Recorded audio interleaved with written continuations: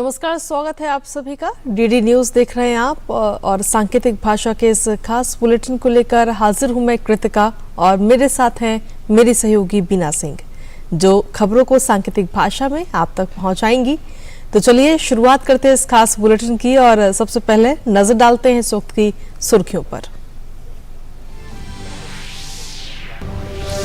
प्रधानमंत्री नरेंद्र मोदी और दक्षिण अफ्रीकी राष्ट्रपति सिरिल रामाफोसा के बीच फोन पर हुई बातचीत, द्विपक्षीय संबंधों में हुई प्रगति की हुई समीक्षा।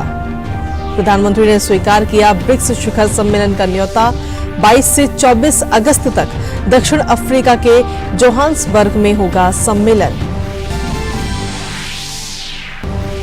संसद के दोनों सदनों में आज अहम विधायी कामकाज सूचीबद्ध। देश में अनुसंधान, नवाचार और उद्यमिता को बढ़ावा देने के उद्देश्य से लोकसभा में आज अनुसंधान नेशनल रिसर्च फाउंडेशन बिल 2023 होगा पेश। वहीं दोपहर बाद दोनों सदनों में सांसद अलग अलग मुद्दों पर प्राइवेट मेंबर्स बिल करेंगे पेश। विपक्ष के हंगामे के बीच लोकसभा में राष्ट्रीय राजधानी क्षेत्र दिल्ली संशोधन विधेयक 2023 हुआ पारित। गृह मंत्री अमित शाह ने कहा, संसद को केंद्र शासित प्रदेश दिल्ली के लिए कानून बनाने का है पूरा अधिकार। वहीं राज्यसभा में पारित हुआ प्रेस और नियतकालिक पत्रिका पंजीकरण बिल।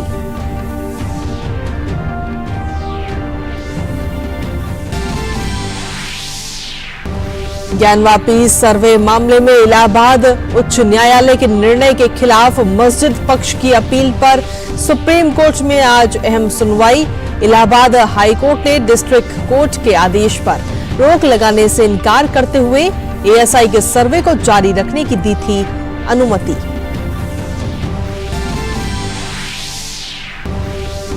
मोदी सरनेम पर टिप्पणी मामले में आपराधिक मानहानि के लिए दोषी ठहराए गए कांग्रेस नेता राहुल गांधी की याचिका पर सुप्रीम कोर्ट में आज सुनवाई।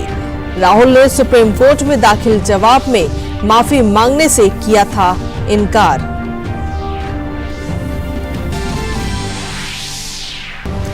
चेन्नई में आयोजित Asian champions trophy hockey tournament में भारतीय टीम ने जीत के साथ शुरू किया अभियान। पहले ही मैच में चीन को 7-2 से दी मात। जापान से अगला मैच खेलेगी भारतीय टीम। और त्रिनिदाद एंड टोबैगो में हुए पहले टी20 क्रिकेट मैच में वेस्टइंडीज ने भारत को 4 रन से हराया। 150 रन के लक्ष्य का पीछा करने उतरी टीम इंडिया निर्धारित 20 ओवर में 145 रनों पर हुई ढेर। और हेडलाइंस के बाद चलिए अब खबरों में बात करेंगे विस्तार से। प्रधानमंत्री नरेंद्र मोदी और दक्षिण अफ्रीका के राष्ट्रपति माटेमेला सिरिल रामाफोसा के बीच कल फोन पर बातचीत हुई। इस दौरान दोनों नेताओं ने द्विपक्षीय सहयोग में प्रगति का सकारात्मक मूल्यांकन किया, जिसमें 2023 में मनाई जा रही द्विपक्षीय राजनयिक संबंधों की स्थापना की 30वीं वर्षगांठ का संदर्भ भी शामिल है। सिरिल रामाफोसा ने 22 से 24 अगस्त तक दक्षिण अफ्रीका द्वारा आयोजित ब्रिक्स शिखर सम्मेलन के लिए प्रधानमंत्री नरेंद्र मोदी को आमंत्रित किया है। प्रधानमंत्री ने निमंत्रण स्वीकार कर लिया और बताया कि वो शिखर सम्मेलन में हिस्सा लेने के लिए जोहान्सबर्ग की अपनी यात्रा के लिए काफी उत्सुक हैं। दोनों नेताओं के बीच इसके अलावा आपसी हित के भी कई क्षेत्रीय और वैश्विक मुद्दों पर भी विचारों का आदान प्रदान किया गया। राष्ट्रपति रामाफोसा ने G20 की वर्तमान अध्यक्षता के तहत भारत की पहलों का पूरा समर्थन किया और कहा कि वो G20 शिखर सम्मेलन में हिस्सा लेने के लिए भारत आने के लिए भी उत्सुक हैं। वहीं संसद के मानसून सत्र में आज दोनों सदनों में कई विधायी कार्य सूचीबद्ध हैं। लोकसभा में आज अनुसंधान राष्ट्रीय शोध प्रतिष्ठान विधेयक 2023 पेश किया जाएगा। विज्ञान और प्रौद्योगिकी मंत्री डॉक्टर जितेंद्र सिंह विधेयक को पेश करेंगे। वहीं अंतर सेना संगठन कमान नियंत्रण और अनुशासन विधेयक 2023 को विचार और पारित करने का प्रस्ताव भी किया जाएगा। इसके साथ ही लोकसभा में आज भारतीय प्रबंध संस्थान संशोधन विधेयक 2023 को विचार और पारित करने का भी प्रस्ताव होगा। वहीं उच्च सदन यानी कि राज्यसभा में आज सांसद अलग अलग मुद्दों पर प्राइवेट मेंबर्स बिल पेश करेंगे।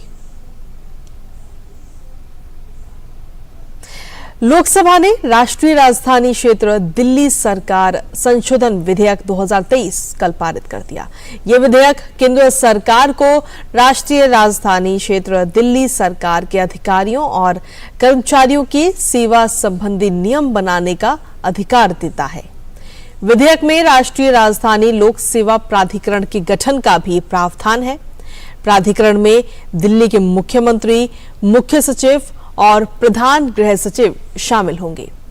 प्राधिकरण अधिकारियों के स्थानांतरण, नियुक्ति और अनुशासनात्मक कार्रवाई के संबंध में दिल्ली के उपराज्यपाल को सिफारिशें देगा। कांग्रेस, टीएमसी सहित तमाम विपक्षी दलों ने इस बिल के विरोध में अपने तर्क भी रखे। वहीं केंद्रीय गृह मंत्री अमित शाह ने इस बिल पर हुई बहस का जवाब देते हुए दिल्ली की केजरीवाल सरकार के साथ साथ विपक्षी दलों पर भी जमकर निशाना साधा। गृह मंत्री ने कहा कि केंद्र को दिल्ली से जुड़े कानून बनाने का अधिकार हासिल है। अब ये बिल राज्यसभा में पेश किया जाएगा। जिस तरह से लोकसभा में बीजेडी का समर्थन एनडीए सरकार को मिला है, उससे इस बिल के राज्यसभा से भी पारित होने की जो राह है वो आसान हो गई है। और इसी बीच एक छोटे से ब्रेक का इस वक्त हो चुका है। आप देखते रहिए डीडी न्यूज। होंगे बच्चे स्वस्थ भले भूलेगा बचपन, इन्हें पिलाओ मुगली घुट्टी 555।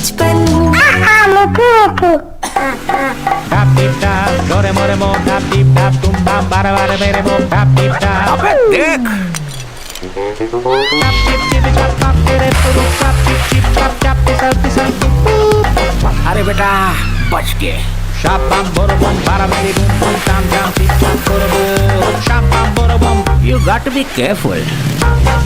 बारिश है, सड़कें बदलेंगी। Switch to CEAT. Better change soon, it's monsoon.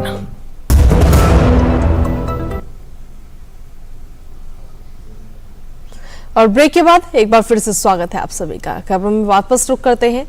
आम आदमी पार्टी के लोकसभा सांसद सुशील कुमार रिंकू को सदन में उनके दुर्व्यवहार के चलिए मौजूदा मॉनसून सत्र की शेष अवधि के लिए निलंबित कर दिया गया है।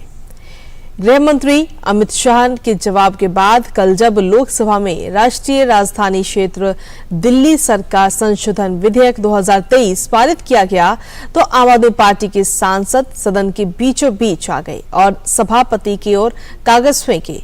उनको निलंबित करने का प्रस्ताव रखा गया, जिसे सदन ने मंजूर कर लिया।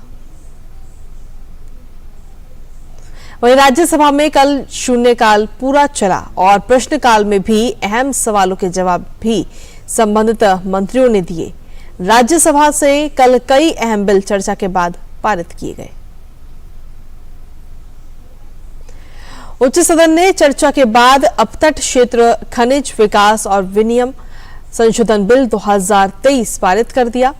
उसके बाद सदन से प्रेस और नियतकालिक पत्रिका रजिस्ट्रीकरण बिल 2023 भी पारित किया गया। बिल के तहत नियतकालिक पत्रिकाओं और किताबों के रजिस्ट्रेशन का भी प्रावधान है। प्रकाशन या मुद्रक अपने आवेदन सीधे प्रेस रजिस्ट्रार जनरल को ऑनलाइन दे सकते हैं। इससे पंजीकरण की प्रक्रिया सरल होगी और लगने वाले समय की भी काफी बचत होगी। विदेशी पत्रिकाओं का देश में पुनः प्रकाशित करने से पहले अनुमति लेनी जरूरी कर दी गई है और अब press registrar general of India आवेदकों को प्रमाण पत्र जारी करेंगे। जो भी बिना रजिस्ट्रेशन के पत्रिका छापेंगे तो उन्हें 5 लाख रुपए तक का जुर्माना देना पड़ेगा। अगली खबर का रुख करते हैं। उपराष्ट्रपति जगदीप धनखड़ आज नागपुर के दौरे पर जाएंगे, जहां वो राष्ट्र संत तुकडोजी महाराज नागपुर विश्वविद्यालय के शताब्दी समारोह में मुख्य अतिथि के तौर पर हिस्सा लेंगे।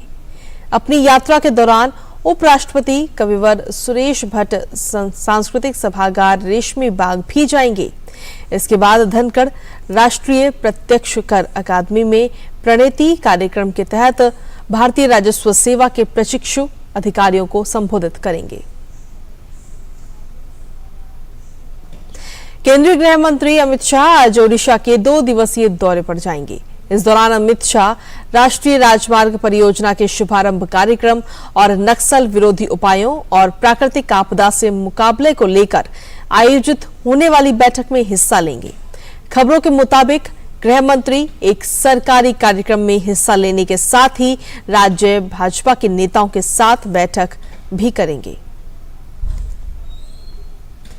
ज्ञानवापी में भारतीय पुरातत्व सर्वेक्षण के सर्वे पर रोक न लगाने के इलाहाबाद हाई कोर्ट के फैसले के खिलाफ मस्जिद पक्ष ने सुप्रीम कोर्ट का दरवाजा खटखटाया है। अब आज सुप्रीम कोर्ट इस मामले में अंजुमन इंतजामिया मस्जिद की दलीलें सुनेगा। हिंदू पक्षकारों ने भी इस मामले में कैवियट दाखिल की है और कहा है कि उन्हें सुने बिना कोई आदेश पारित ना किया जाए। इससे पहले गुरुवार को इलाहाबाद हाई कोर्ट ने जिला अदालत के आदेश पर रोक लगाने से इनकार कर दिया था और एएसआई के सर्वे को जारी रखने की अनुमति दे दी थी। मोदी सरनेम पर टिप्पणी के मामले में आपराधिक मानहानि के लिए दोषी ठहराए गए कांग्रेस नेता राहुल गांधी की याचिका पर सुप्रीम कोर्ट आज अहम सुनवाई करेगा। राहुल गांधी ने ये अपील गुजरात हाई कोर्ट के उस आदेश के खिलाफ दायर की है जिसमें कोर्ट ने उन्हें दोषी ठहराए जाने के आदेश पर रोक लगाने से इनकार कर दिया था। इससे पहले शिकायतकर्ता पूर्णेश मोदी ने अपने हलफनामे में कहा था कि राहुल गांधी को इस केस में दोषी ठहराए जाने के फैसले पर रोक नहीं लगनी चाहिए। यह भी कहा था कि उन्होंने मोदी सरनेम रखने वाले सभी लोगों की मानहानि की है। यह बयान देश के प्रधानमंत्री के प्रति उनकी नफरत को दर्शाता है। पूर्णेश मोदी ने यह भी कहा कि राहुल गांधी का रवैया घमंड से भरा है। वो कोर्ट से कोई राहत की गुहार नहीं लगाएंगे और उन लोगों से माफी भी नहीं मांगेंगे जिनकी मानहानि हुई। वहीं राहुल गांधी ने सुप्रीम कोर्ट में दाखिल अपने जवाब में माफी मांगने से इनकार कर दिया था। और अब बात खेलों की। भारतीय हॉकी टीम ने Asian champion trophy hockey tournament में अपने अभियान का आगाज जीत के साथ किया। टीम ने पहले मैच में चीन को 7-2 से हरा दिया। वहीं पूरे मैच में भारतीय टीम हावी रही और टीम ने पहले ही क्वार्टर में 3 गोल दाग दिए, जिसमें 2 गोल हरमनप्रीत सिंह ने पेनल्टी कॉर्नर के जरिए किए। इसके बाद के क्वार्टर्स में भी भारतीय टीम हावी दिखी और टीम ने 4 गोल और किए। चीन की ओर से मैच में 2 गोल और दागे गए। भारत अब अपना अगला मुकाबला जापान के खिलाफ खेलेगा। वहीं वेस्टइंडीज ने भारत को पहले T20 मुकाबले में 4 रनों से मात दी। वेस्टइंडीज ने पहले बल्लेबाजी करते हुए 6 विकेट के नुकसान पर 149 रन बनाए। भारतीय टीम 150 रन के लक्ष्य का पीछा करते हुए निर्धारित 20 ओवर में 9 विकेट के नुकसान पर 145 रन ही बना सकी। इस जीत के साथ ही वेस्टइंडीज ने 5 मैचों की सीरीज में 1-0 की बढ़त बना ली है। और इसी के साथ फिलहाल सांकेतिक भाषा के इस खास बुलेटिन में इतना ही। मुझे मेरी सहयोगी बीना सिंह और मेरी पूरी टीम को दीजिए इजाजत। नमस्कार।